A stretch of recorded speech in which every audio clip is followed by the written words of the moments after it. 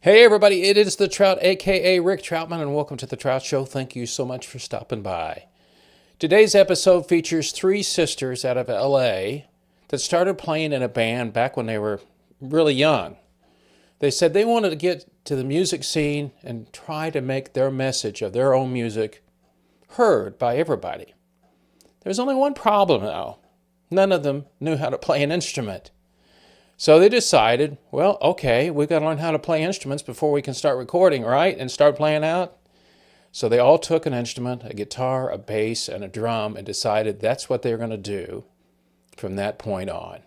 And that's exactly what they did. They formed a band called Ramekega. Now you're probably saying, that's a weird name for a band, but the story behind it is very touching. These young ladies are fantastic about what they do, and they're on a mission to make great music for everybody to hear. And their story is very, very interesting and unique.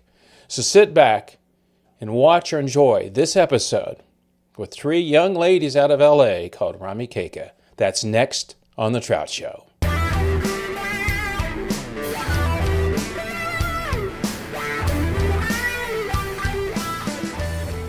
Tell me the name of the band. Ramekega. Okay, and what does that mean? It doesn't actually have any specific meaning. It was a username that our dad set up for us when we were little so that we could log into the video game Where in the World is Carmen Sandiego. So he put our sisters' names, like he took letters from our sisters' names together so that we would remember how to log in to play a video game. That was it. That was it. And how old were you when that happened? Oh my gosh. Oh how gosh, old she was wasn't. She She wasn't wasn't born. born. So You weren't even born. I think I she was was like like three. Yeah, you were like 3. I was probably 8, very and then old 2 older after. sisters as well. So how many kids are there in the family altogether?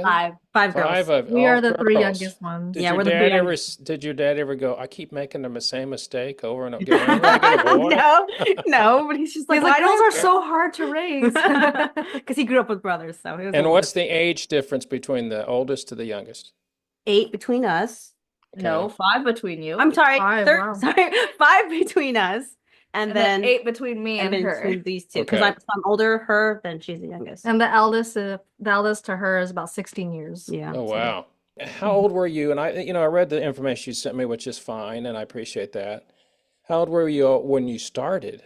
Kai, you weren't even around, or were you, I guess were you? Well, no? I was born. I You was were around, but you four were when just a they little started. kid. Okay. I think around 12. I was like 12 or 13. I think so, because it was 2007. Mm-hmm. I'm sorry, I'm not gonna do the math. 2007. It's been a long time. So I was 12 or Around there. 13, and she was around 17 or 18. Yeah, maybe Okay. 18 or 19, roughly. So like teenagers, young teenagers. And I read the story about your mother passing away and your dad Mhm. passing away. But what was the draw? I mean, what was the thing that you had to say to yourself? Oh, let's get a band together. Had either one of you, Kelly or Gabby, had you started playing instruments, or you just kind of went, oh, I want to do something? I mean, you were young. Right. Music was always in our family, and I actually didn't start playing the guitar till I was in college, but there was a guitar in the house, but it was my dad that played. I played a little bit of piano, but after our mom passed away and I came back home, writing was a way for us to kind of like heal, and it was a little therapeutic for us in that sense. And we didn't go, oh, let's just like start a band. It started music and songs just started coming out. Somebody told our dad, hey, are they a band? Because we just did like one small performance to Mhm, show the mhm. kind of music we had. Like, are they a Mhm. band? He's like, no, not yet. But then that idea started forming, and that's why we were thinking what band name, and the username came up because we could think of nothing else. Like still a thing in Get our that memory. one. Well, it's clever. It It's is. clever. It's just that you have to keep explaining it to people, and Mhm. then Yeah. when you explain it to them, they go, oh, okay. Yeah, like that makes sense. Someone actually told us they thought it was it meant men in loincloth. I'm like, how did you It sounded like a Japanese Japanese men in right? loincloth. I was like, huh? I was like, I'm not even Japanese. Japanese men and loincloth. Yeah. I'd go with that though. They go. Oh gosh, just run with it. Yeah. I'd be like, yeah. I don't want to explain that. And initially, we didn't like plan to have a band. It was more like, oh, so we have guitar. I need someone to do drums. Can someone learn that? Like, I'll Or do like, it. this would sound great with the bass. Can anyone learn that? She'll do that. I didn't want to do the guitars. I have no idea how people move their fingers individually. And we cannot individually move our limbs, so So she got that. It was a process of elimination. I don't want to do this, you do it. I Well, didn't sound it's crazy, but it's more funny. like something to be together. It's funny to me that you guys, when you do stuff like that, it's so out of the norm that people get started. And because, and I appreciate that, because the fact that I interviewed a guy recently, he travels, he's a roadie, but also plays in a very famous band, does that for fun. He's kind of the guitar tech for a guy. And that's kind of the way he started. He had the guts to do some things. He's from Britain, but he lived in Canada for a long time. He had the guts one time to say, "Hey, they got a big concert in Toronto. I think I'll call them up and see if I could get a band together." And I mean, it was like, what? And and he said, "Oh yeah," they said okay. And I'm like, but he said, "Do you have a singer?" And they went, "No." So just kind of fell into it, kind of like you guys did. Yeah. But then you kind of started getting better, and you said, maybe this thing's a little bit more than what we think it's going to be. I mean, it's going to be more than what you originally started. Because I'm sure as siblings, it was fun to just sit down and kind of, hey, let's put some stuff Yeah. together and That fun. was. I mean, it still is. Yeah, yeah. But then somewhere along the line, you said, oh, maybe we should make this more serious. hmm Is that what kind of happened? Definitely. As we started playing, well, we did it in the reverse because it was so new to us, this being a band thing. We actually started playing full-on 3-hour shows before we even hit up an open mic. Never heard of it until like a year later we were playing full-on shows. So someone was like, have you ever been in an open mic? Like, no. So we went, and someone had asked us, do you guys plan to do this in the long run? And we actually had to take a moment afterwards to sit down and discuss that. Do we want to keep doing this? Because the songs keep coming. But then I guess like you're also a musician and a songwriter, and when you write something, it's great when you hear it, but then there's like that feeling and that I don't know if the word is like impetus or like motivation to share it so someone else can hear it, not knowing how it affects the next person. But I think we decided if it keeps coming, the songs, we just keep going, and that's what we've been doing. I like that philosophy. So when was the first time, it's been several years, you brought your first album out? Yeah. What was that, 2008? Yeah, it was 2008, 2010 for the second one, 2015 for the third one. So it has been a while since we came up with another album. Not that we don't have the music, but it's been, how life happens, and obviously having to save up for it has been like a touch and go kind of thing. Yeah. Sometimes you have it and then something happens and immediately the funds get transferred elsewhere. But And especially taking the time off of work to actually record it properly. yes. So that's kind of a struggle too, but it's still a process with that one. Yeah. Do you all work in the same business, or you all work in different places? Different places. We work in different places. Okay. So you have a day job, as we like to say, Yeah. Mhm. Yeah. that pays for your fun job. Yes. If you could, here's a question for you, and I'm sure you thought about this. If you can make as much money as you do in your day job, would you quit it and do music the rest of your life? Absolutely. Mm-hmm. What's That's better a- than doing what you love and getting paid for it? It still is work. It's just it is, more, but it's it's more fun. fun. Work. It's something that I enjoy It's to work it's at. not just physical, it's actually emotional, and it drains a lot more sometimes. Literally everything we have learned in terms of like the technicality of recording or video editing, everything is because it was related to us moving the music forward. Literally, if it hadn't been for that, I don't think I would have wanted to pick up a manual about how to set something up or whatever. Other than that. No. And you know what? You are proverbial DIY musicians, Mhm. because Yes. you started. Did you go to YouTube to start looking up how to do things? I Yeah. did. The guys always, everybody's So always the laughing. drummer learned the drumming I there. asked, because no one in my family drums. I'm like, I don't want to play guitar, so I guess I go. And there's just me sitting, and my dad gave me his, the mouse pad. He ripped it Yeah, up. yeah. This is bouncy. I'm like, okay. So there's me up like 5 o'clock every morning just like practicing the 40 rudiments before everyone else woke up. So yeah, that was me.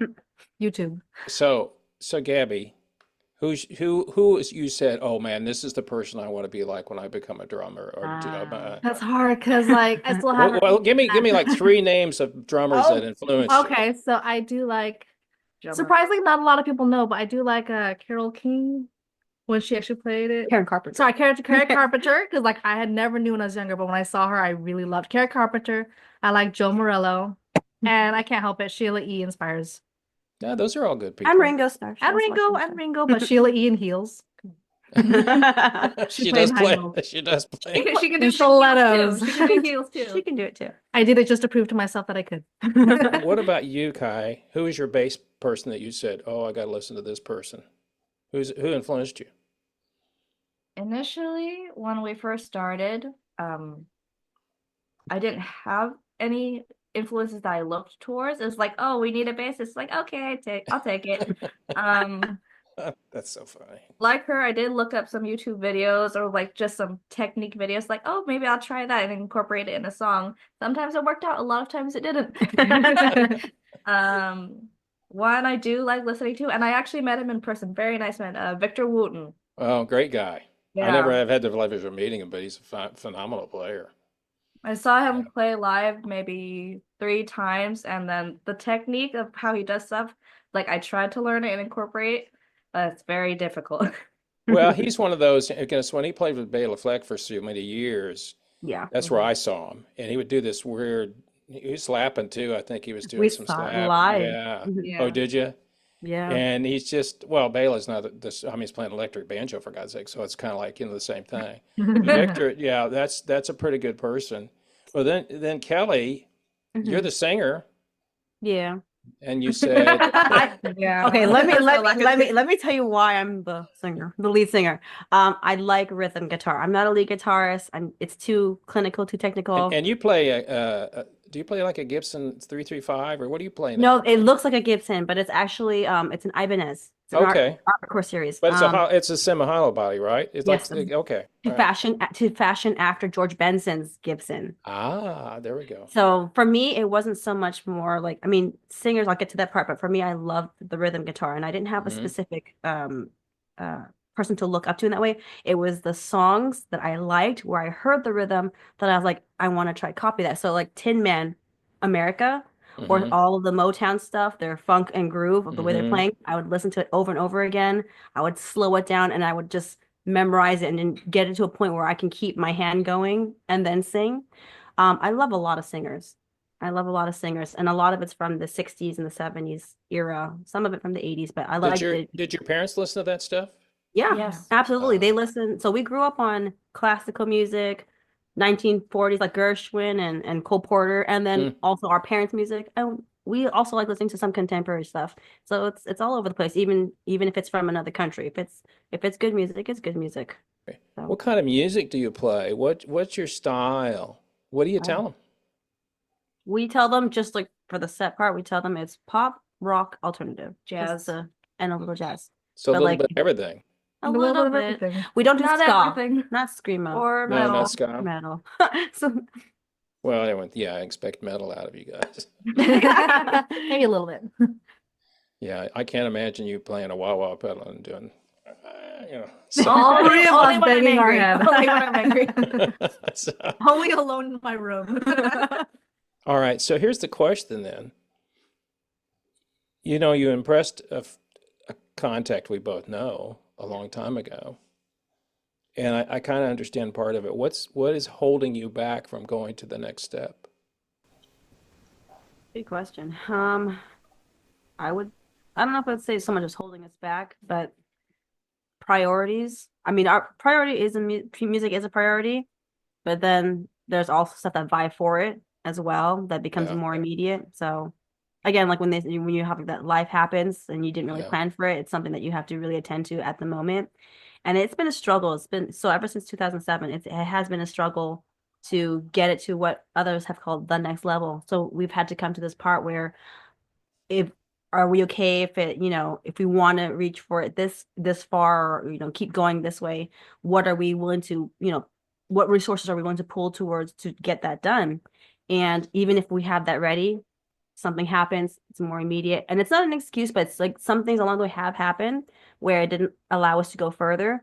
But then starting again from the beginning, because after our dad passed away, so little side note, he did a lot of stuff for us. He I had a managed feeling and reading about stuff. it that he was Right. your stage guy and manager. Literally everything. And when he passed, he taught us how to take care of it.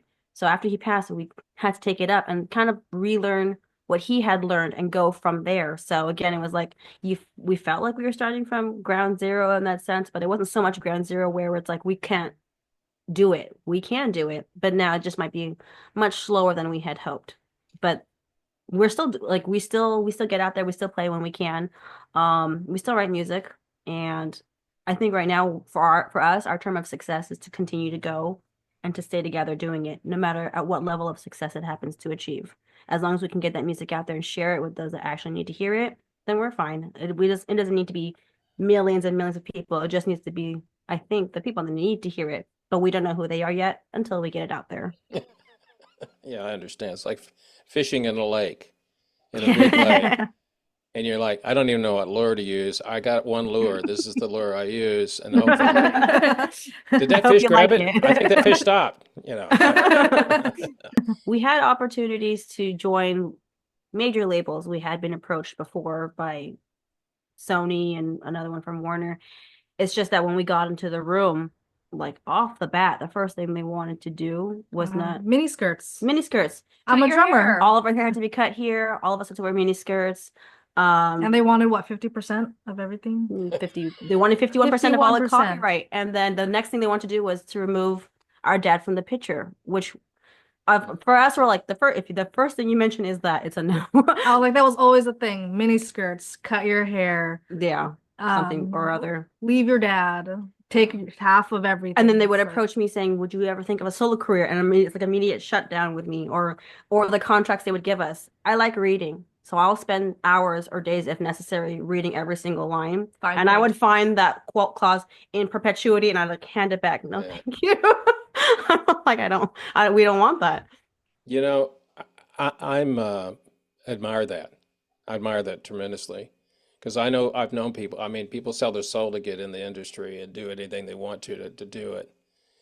But the fact that you said no here, then they were showing, here's the golden ring. Look at this ring. It's right here. This is it. You can have the golden ring. Well, you can have 49% of the golden ring. We keep 50%. Some when metal they- alloy. Yeah. But when they start wanting to change you, and I've never understood this, Mm. you got where you got because of who you are. Right? Yeah. Yeah. And then to go in and say, well, we're going to change. Why would you, I mean, why do that? I mean, I understand their point of it, but it's like, oh, well, it's kind of the Disney model.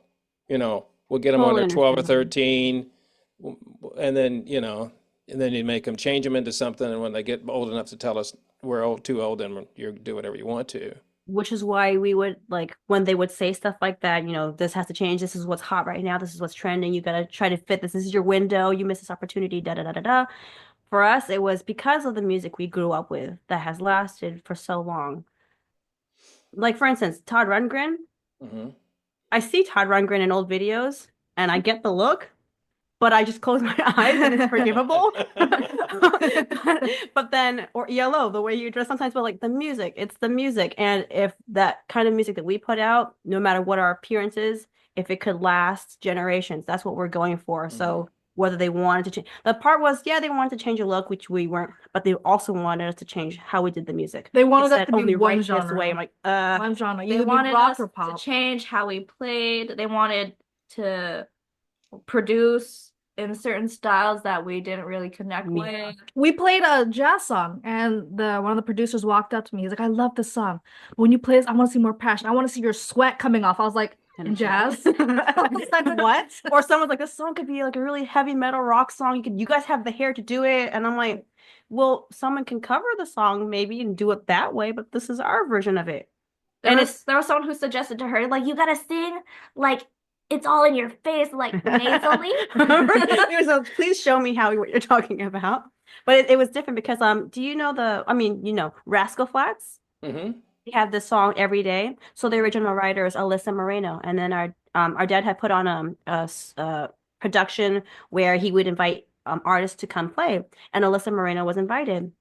She sang the song every day because she wrote it. The way she sang it, it was her own way of doing it, and we heard people saying, oh, that's not her song. That's Rascal Flatts. I like theirs better. But my dad, and he's like, this is her. She's the songwriter. And Yeah. this is how she initially wanted it to be done. And it's such a different feel when the actual songwriter presented it. I like both. But when you hear hers, you hear the conviction. You hear this is how it was originally. And it's really special. We don't mind people covering it. We don't mind people changing it so they can relate to it. But then for me, I would like to hear how the original person wanted it to be done in the first place, because that's where it originated from. That's the soul of it first, and then you can, expand upon it. I don't think there's anything wrong. I mean, with putting out something that can be liked by different people. Yeah. I think that's the hardest thing. I remember a friend of mine, I don't think it's my album before my last, which was I'm doing instrumentals now. But he says, you sound like an old rocker. I go, guess what? That's what I am. I grew up as a rock person. I can't change that.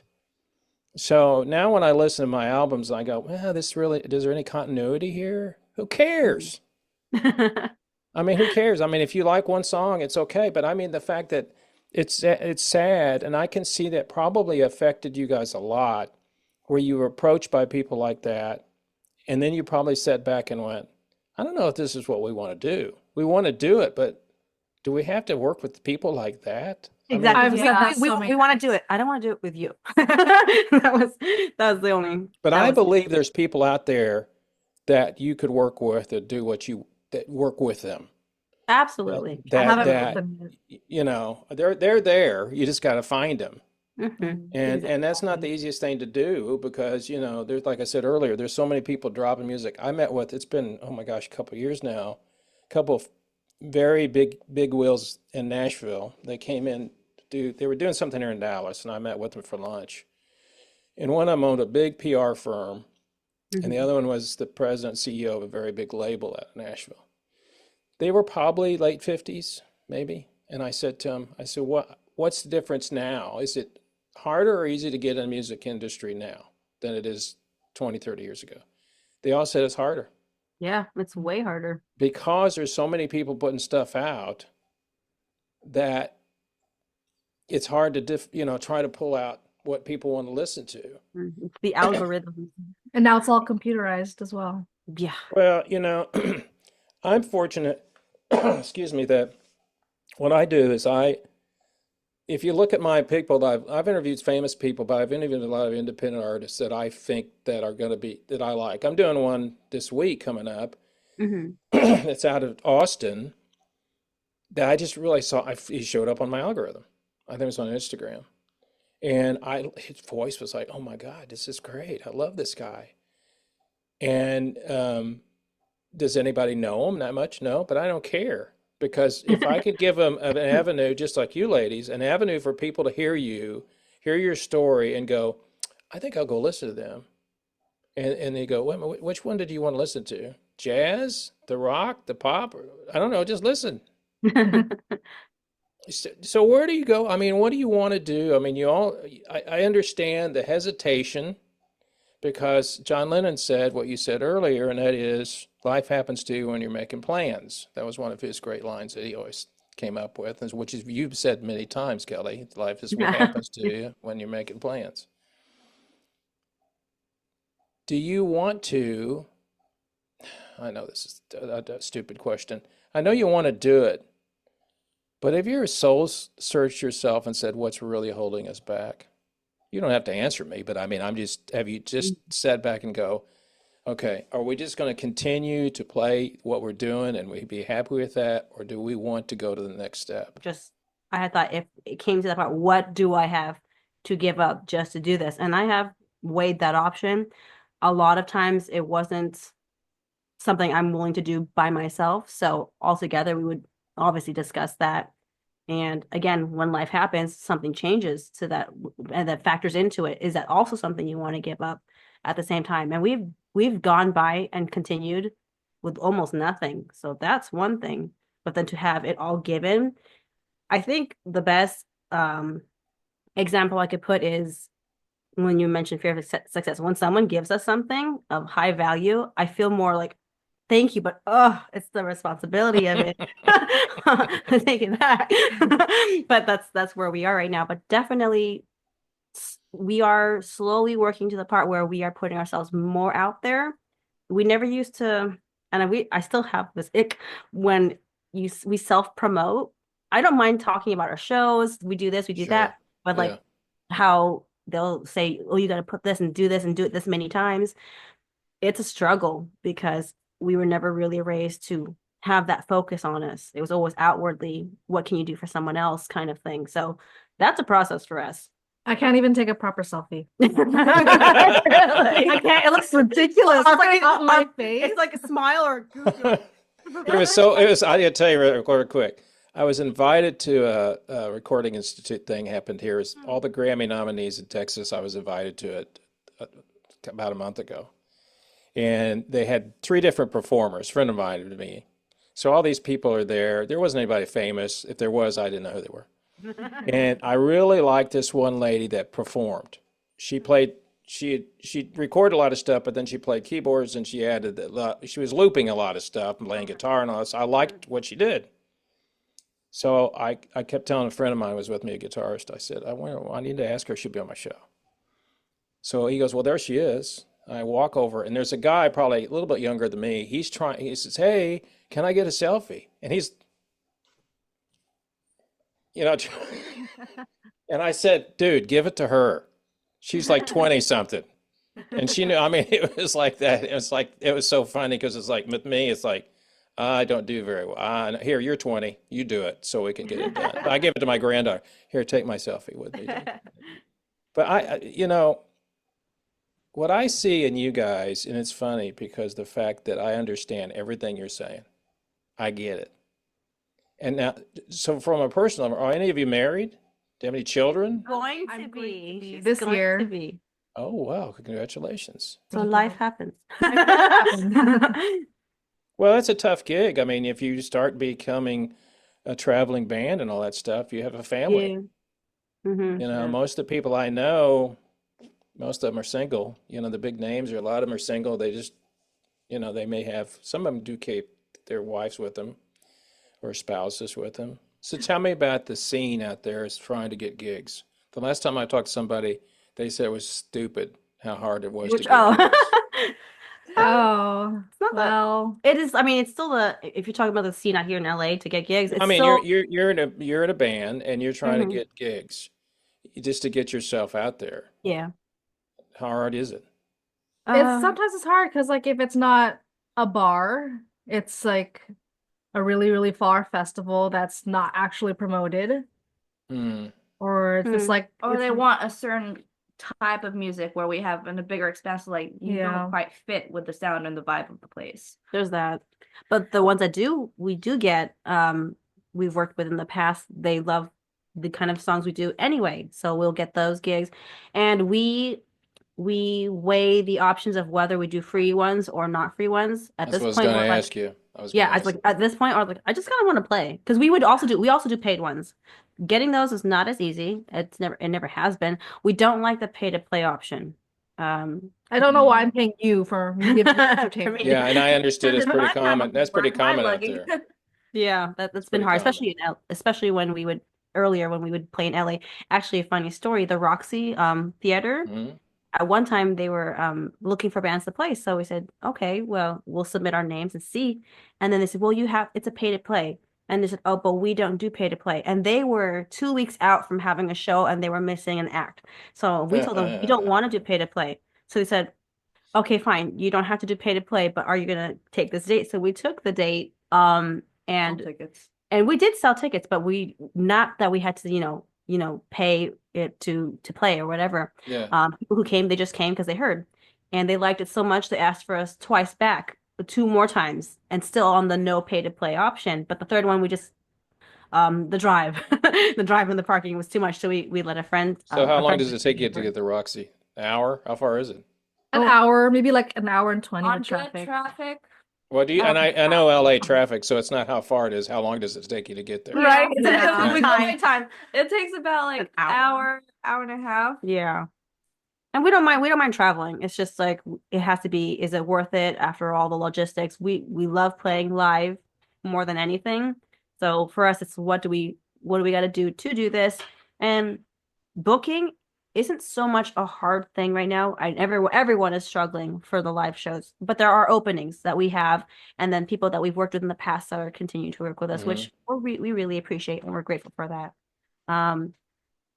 Further on, like the bigger festivals, there is what gets us is now just logistics, because we were invited to come try play the what was that? Actually, it's in Texas. What is it called? South by Southwest. Oh yeah. Yeah, it was great to do the South by Southwest one, but like Yeah. it's just not logistically. We got to bring everything. Then we Well, have to do it. it's And yeah, you got to yeah, travel. It's a long ways. You got to fly or exactly. drive, and you don't want to drive 2.5 days to get there. Right, and You then the know, equipment, because like the and you there's don't want you know, somebody else's back line. You want your own stuff. I understand all that exactly, stuff. and then place to stay, and then I know you don't get paid, but you get access into everything. But then Yeah. this person who was asking us, on top of having that opening, was also asking to be paid. We're like, no. So what's your next steps? What are you doing now? Well, right now we're preparing for a few shows. Yeah, Okay. we have shows Cool. coming up near the end of this month, and then one next month. And excuse me, as we mentioned before, we are launching our website, which should come out sometime in February or so, early March or February. And from there, kind of just like funnel the attention towards that, so that when we put out recordings, it's a little bit easier to promote it from that central place. We do have an idea to record another album, maybe sometime this year. Right now, a lot of our focus is this one's wedding, because she has her planning. But that hasn't stopped the music thing. We do want to have some recordings done, maybe an EP, but digitally recorded music of ours, not a whole lot out there. You're right. Because it's only like, I think only 36 or so songs. But when people see our live shows, that's where they hear the majority of the stuff. Well, actually not the majority, but like a lot of the other stuff that we There's have. some videos. Yeah, there's videos. So that's right. Right now, that's our way of being able to like copyright it and show that these Yeah. are the other songs we have. Yeah. And a lot of people said, I like that song or I like this song. So maybe not an EP, maybe another full-on album of the songs that people actually wanted to hear. Working on that one, but because we have our little studio thing, it allows us to sort of at least get a demo of it out there, or at least what we want it to sound like before we do any more recording. Kai, you are a typical bass player. You never say anything. I'll be like, if I poke you, say something. Speaking. I'm glad you said that, because No, usually it's it's people just telling me to say something. And I it's so tell you typical. sometimes, I could step just on see my her back feet. there playing her thing and going, hey, I have gotten that comment a lot, like, oh, you move a lot, but you don't like I I'm a can I'm disappear a from bass sight. player. Like, Get over it. That's what I do. I'm a bass player. You're like, I'm the mood section. hear me, don't see me.